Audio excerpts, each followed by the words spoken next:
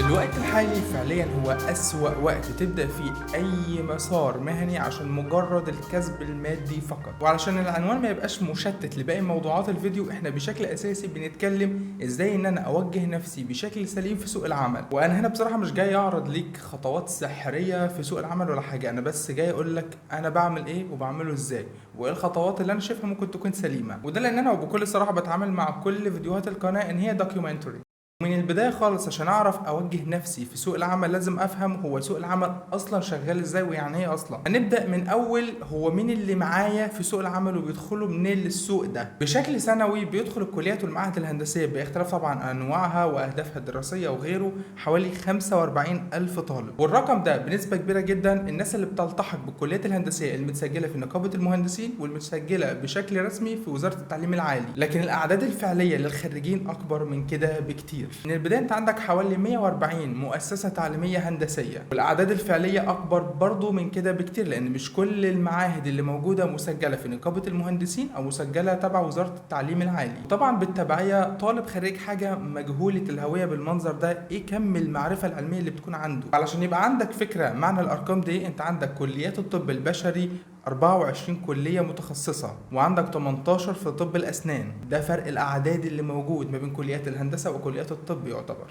وقبل ما أدخل في النقطة التانية، احنا هنا بنقول الناس اللي بتدخل سوق العمل بتاع المهندسين بيبقوا متخرجين من فين. بعيدا عن الدوشة بتاعته النقطة الأولى دي، تعالوا نشوف الكليات الحكومية اللي تابعة لنقابة المهندسين وتابعة لوزارة التعليم العالي طبيعة البيئة التعليمية فيها بتبقى شغالة ازاي. في الجزء ده تحديدا مش هقدر اتكلم غير من خلال تخصصي وهو تخصص العمارة، لان دي الحاجة اللي انا عشتها بالفعل. اكتر حاجة المفروض تبقى بتحصل في قسم العمارة وهي ان احنا نشوف المشروع اللي نازل علينا ونتعلمه ونذاكر المشروع كويس. يعني ايه؟ يعني يتعرض لينا او يتعرض ليا كطالب نماذج صحيحة للمشروع ده، والنماذج دي مش مجرد ان النموذج يتحلل قدامي الشكل النهائي بتاعه بس، لا ده انا كمان المفروض العقلية اللي ورا او العقلية اللي انتجت المشروع ده، المراحل اللي مرت بيها كانت عامله ازاي، والقرارات كانت بتتاخد بناء على ايه. دي الطريقه السليمه في دراسه المشاريع المعماريه، وده يعني الهدف الاساسي جدا والبدائي جدا في دراسه قسم العماره.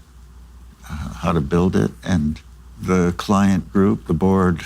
افهم المشروع، اتعلم افكر فيه ازاي، بعدين اخد قرارات تصميميه بناء على ايه. وده علشان خاطر الخريج اللي يطلع من القسم ده يبقى مفيد بشكل كبير لسوق العمل. لكن اغلب التفكير كان بيروح فين؟ في 5 سنين دراسه. هو الدكتور عايز ايه؟ الدكتور بيحب يشوف ايه؟ الدكتور بيحب يسمع ايه؟ ايه الحاجة اللي الدكتور بيفضل ان هي تتعرض ليه؟ وهنا طبعا انا مش بتكلم عن دكتور او معيد انت حقك A وهو اداك B بلس او B ماينس، انا بتكلم على ان انت حقك البي وهو اداك C ماينس مثلا، الفرق الكبير ده. وانت طبعا 5 سنين بتتعلم الطريقة دي في التفكير. انا هعرض اللي هو عايز يشوفه، هقول اللي هو عايز يسمعه. انت كده مش بتتعلم اكتر من ان انت تحقق خيالات ملهاش اي علاقة باي حاجة في الواقع. وطبعا انا ماليش ان انا اشرح الجانب النفسي من طريقة زي دي في التعليم بيبقى عامل ازاي. وللاسف وبالتبعيه بعد 5 سنين انت بتلاقي نفسك اتطبعت فيك الطريقه دي في التفكير. فانت في شغلك بعد كده، هو العميل عايز يشوف ايه؟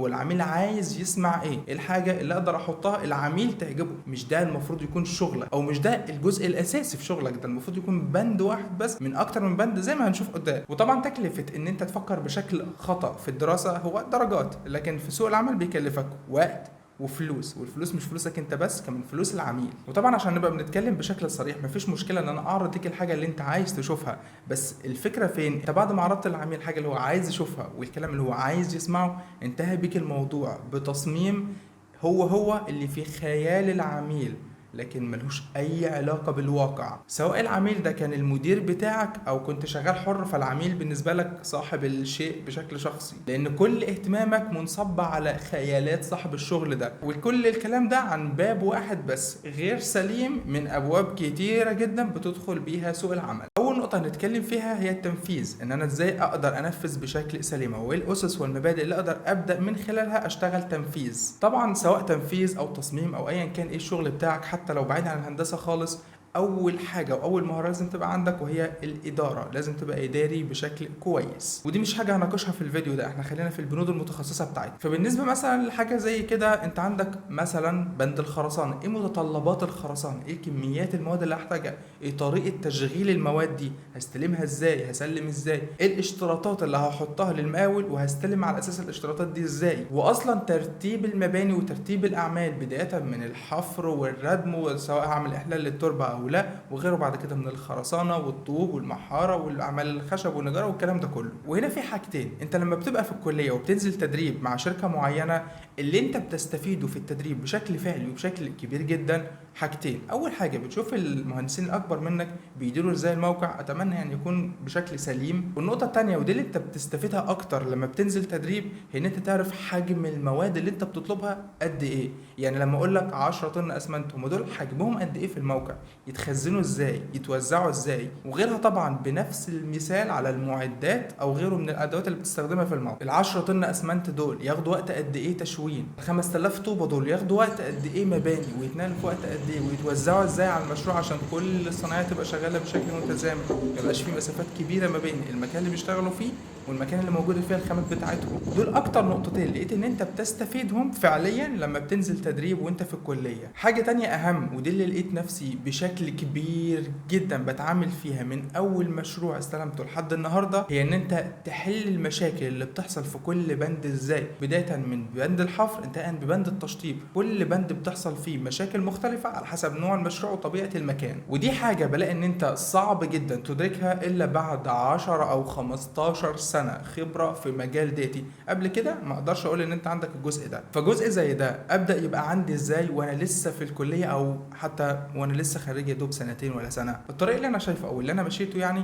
ان انت بتشتغل كعامل في كل بند على حده، بدايه من الخرسانه المسلحه حتى المباني وحتى الصحي وحتى المحاره وحتى النقاشه. بعد كده حاول وانت لسه في اول سنه او تاني سنه، لان قبل كده انت ممكن ما تبقاش عارف انت هتدخل ايه. مثلا انا بالنسبه لي كنت عارف انا عايز ايه بالظبط، الكليه اللي انا عايز ادخلها، فانت من قبل كده اصلا وبتشتغل بشكل فعلي وبايديك في الموقع مع العمال ومع الصنايعيه، فانت شفت كتير حاجات بتحصل قدامك. لما طلعت بعد كده في الكليه ومن بعدها لسوق العمل، فانت الحاجات كلها كانت بتعدي عليك اصلا بشكل يومي طبيعي. ودي المهاره اللي بلاقيها اصعب واكثر احتياجا في الموقع بشكل فعلي. وان انت تشتغل بايدك كعامل ورا مقاول او ورا صنايعي، دي حاجه يعني صعب جدا ان انت تعملها الا اذا كنت لسه في اول او تاني سنه في الكليه. من بعد كده بتبقى العمليه صعبه شويه عليك. ده كده ان انت ازاي تاهل نفسك لبند التنفيذ في سوق العمل. ودي الطريقه اللي انا كنت شايفها لنفسي في جزء التنفيذ، ان انا ازاي اطلع لسوق العمل بشكل كويس او بمهارات يعني كافيه لجزء التنفيذ.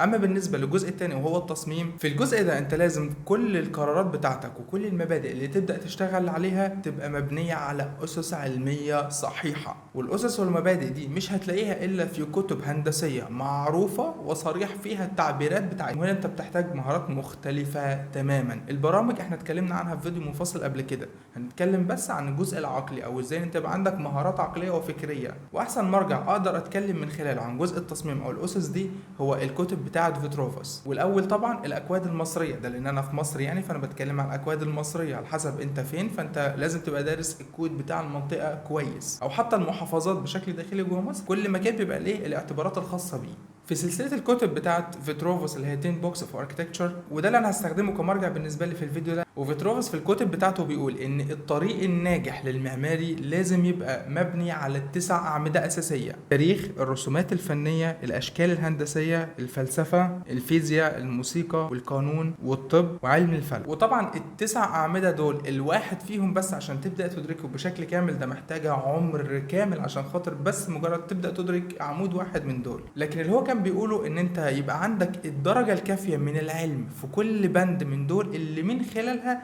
تبدا تاخد قرارات سليمه في التصميم بتاعك. والمثال اللي كان بيقوله هنا ان لما الامبراطوريه الرومانيه هزمت الامبراطوريه الفارسيه في فتره من الفترات، فكانت القريه او المكان اللي هو كان موالي للفرس طبعا هم انهزموا، ومنه في خلال الفتره دي المعماري عمل تصميم يعني بيحاكي الحدث ده. ولحد النهارده احنا لسه بنتذكر حدث زي ده من خلال عمل معماري او الاعمال المعماريه الكتيره جدا على مر التاريخ اللي من خلالها او اللي كانوا بيصمموها كانوا فاهمين كويس جدا قيمة الاحداث التاريخية المرتبطة بالحاجات دي، ودول كانوا ال9 علوم اللي بيتكئ عليهم المعماري عشان ياخد قرارات سليمة في الشغل بتاعه. اما المبنى نفسه عشان يبقى مبنى ناجح معماريا او تصميم ناجح معماريا لازم يبقى معتمد على 6 مبادئ. وطبعا انا مش هقدر ابدا اشرح ال9 اعمدة دول وال6 مبادئ دول في فيديو واحد، يعني هنستكفي بالقدر ده.